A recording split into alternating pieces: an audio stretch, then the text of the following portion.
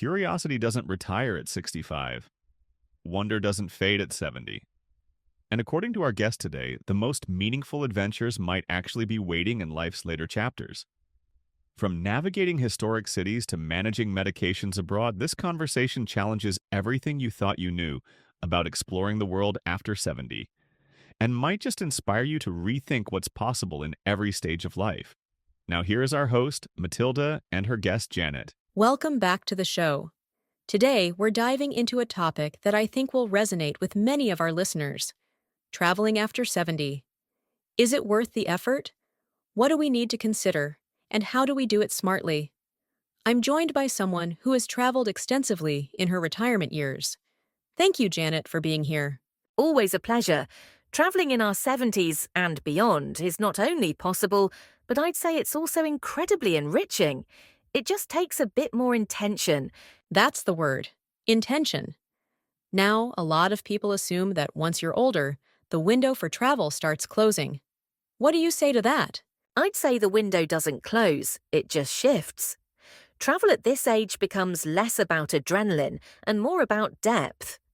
We're not racing to climb every mountain, but we are deeply appreciating the views, the people, the culture. You get to focus on experiences rather than checking things off a list. Let's talk benefits then. Why travel after 70? What makes it special? Several things. For starters, there's time. Most of us at this age are no longer working, so we can travel when we want, not when the calendar dictates. That means cheaper flights, fewer crowds, and better access to destinations. And there's wisdom. We know what we enjoy, we're not afraid to ask questions, and we're often more open to trying new things because we've learned that life is too short not to. You mentioned better access to destinations. Can you expand on that? Of course. Off-season travel is one of the best-kept secrets. Whether it's visiting Italy in October or Japan in late spring, you avoid the heat, the lines, and the inflated prices. Many cities even tailor experiences for older travelers: gentler walking tours, cultural events in quieter settings, and accommodations that are more mindful of accessibility. The best thing I have found to find off-season travel is to figure out a place I want to go and Google when off-season or non-peak travel times are. Or you could even ask ChatGPT what are the top senior off-peak travel destinations and times. It will give you the answer, and you can ask follow-up questions to tailor what you are looking for. It acts almost like a travel agent. Those are some amazing tips. Let's explore a few challenges too. I imagine it's not all roses. It's not, but most of the challenges can be planned around. For example, managing medications is crucial. You have to account for time zones, bring more than you think you need, and keep everything properly labelled. I keep a digital copy of my prescriptions on my phone, just in case. It is very important to coordinate travel with your doctors so they can make sure you have all the shots and meds you will need. As far as meds, I really don't like carrying all those pill bottles around, or those day-of-the-week pill sorter things. I use the snack-size Ziploc baggies, and I write in them with a Sharpie marker what day the pills are for. The pills are easier to pack that way. I can even stuff them in my shoes to save space. And mobility?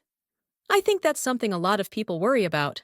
Understandably, but again, with preparation, it's manageable. I always research the terrain of the cities I visit. Are there cobblestones, hills?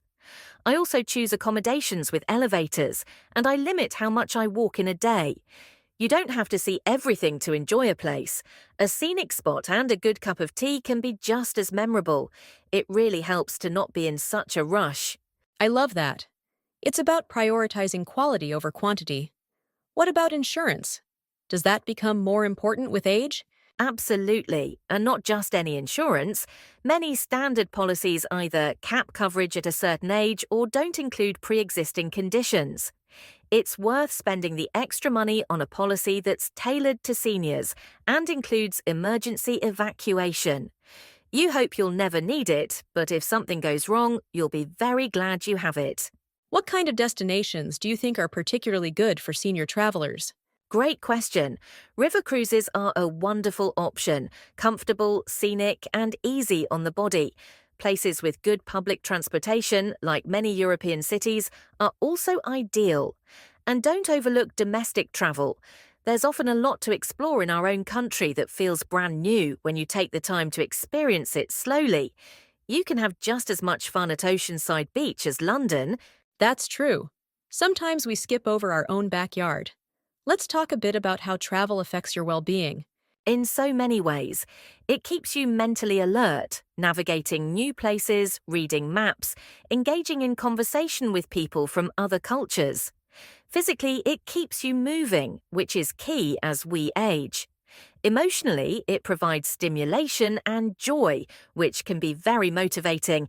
It also gives you something to look forward to and talk about. That's powerful. I imagine that tech can be a bit of a hurdle for some seniors. How do you manage all the digital aspects of travel these days? It can be a challenge, yes. Everything from check-ins to train schedules is on an app now. I take time before a trip to download the necessary apps and learn how to use them. And I print everything: boarding passes, hotel confirmations, even directions to my hotel. Having a physical backup is reassuring, especially in places where Wi-Fi isn't reliable. In every place I have been, I have found most people to be friendly and helpful when you need it. Do you ever feel overwhelmed by the idea of planning a trip on your own? Not often, but when I do, I look into travel groups that cater to older adults. There are plenty of tour companies that organize everything from transportation to meals, and they move at a pace that's more comfortable. There's no shame in joining a group or asking for help. It's about making the trip enjoyable. Let's dig into a few final practical tips. What's on your must-do list before any trip? A few key things. First, I visit my doctor if it's been a while, just to make sure I'm fit for travel. Second, I register with my country's embassy if I'm going overseas, in case of emergency. Third, I pack a small medical kit with basics like pain relievers, bandages, antiseptic wipes, and I make sure someone back home has a copy of my itinerary and knows how to reach me. These are all such thoughtful, smart steps. What would you say to someone who wants to travel but is feeling hesitant because of their age?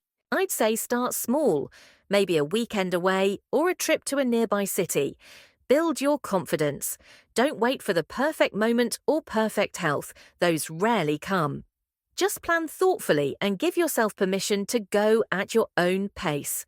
The rewards are well worth it. That's a beautiful way to put it. Thank you for sharing your wisdom and encouragement today. I'm glad to. Travel isn't about age, it's about curiosity, and that doesn't have an expiration date. Well said. That's all for today's episode. For those of you listening, we hope you feel inspired and a little more confident about traveling in your golden years. There was a lot of good information here. Make sure to like, comment, and share with your friends.